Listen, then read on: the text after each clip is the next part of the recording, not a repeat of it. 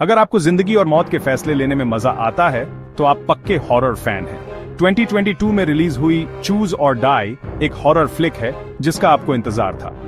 4.8 की IMDb rating के साथ ये फिल्म शायद कोई अवार्ड ना जीते, लेकिन ये आपके सपनों में जरूर आएगी। ये फिल्म सस्पेंस का रोलर कोस्टर है, जहां एक श्रापित वीडियो गेम खिलाड़ियों को उनके सबसे बुरे सपनों का सामना करवाता है। सिर्फ 1 घंटे 24 मिनट में ये एक छोटी सी थ्रिल राइड है जो आपका समय बर्बाद नहीं करती।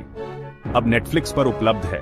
चूज और डाई नॉस्टैल्जिया और डरावने दृश्यों का मिश्रण है। तो अगर आप एक ऐसी मूवी के लिए तैयार हैं जो आपको अपनी सीट से चिपकाए रखे और शायद आपको अपनी गेमिंग हैबिट्स पर फिर से सोचने पर मजबूर कर दे, तो चूज और डाई जरूर देखें। खेलने की हिम्मत है, आपका फैसला जिंदगी और मौत का फर्क ला सकता है।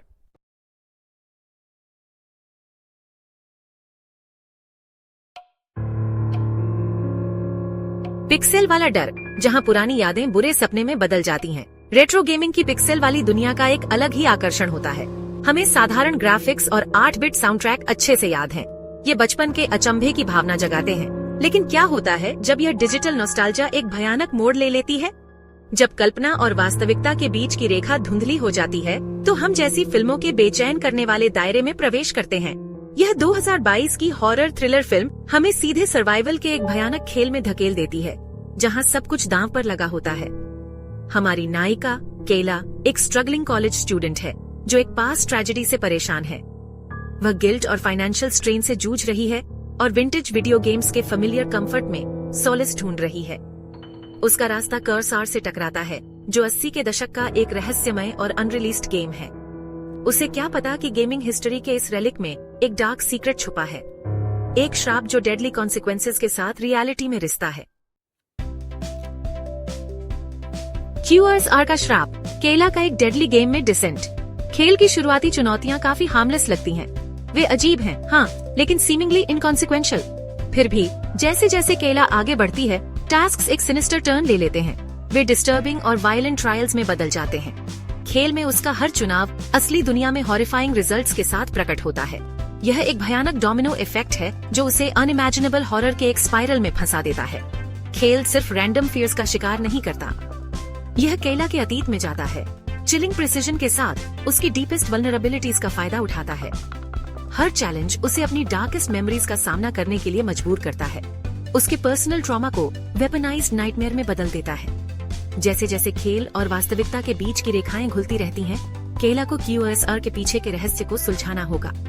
अगर उसे इसकी डेडली ग्रिप से मुक्त होने की उम्मीद है, तो उसे इसकी ओरिजिन्स को समझना होगा। वास्तविकता का विरूपण, खेल की पकड़ मजबूत होती है। उसकी इन्वेस्टिगेशन उसे हाल तक ले जाती है, जो एक रिक्लूसिव प्रोग्रामर है जो गेम्स क्रिएशन से जुड़ा है। वह QSR के बारे में भयानक सच्चाई का खुलासा करता है। यह खेल एक मैलेवलेंट एंटिटी के लिए एक कंड्यूइट है जो ह्यूमन सफरिंग से पोषित होता है और वास्तविकता को अपनी इच्छा से मोड़ देता है। हैल खुद एक विक्टिम है जो गेम्स कर्स से हमेशा के लिए स्कार्ड हो गया है। केला को पता चलता है कि खेल की शक्ति हर उस लाइफ के साथ बढ़ती जाती है जिसका वह दावा करता है।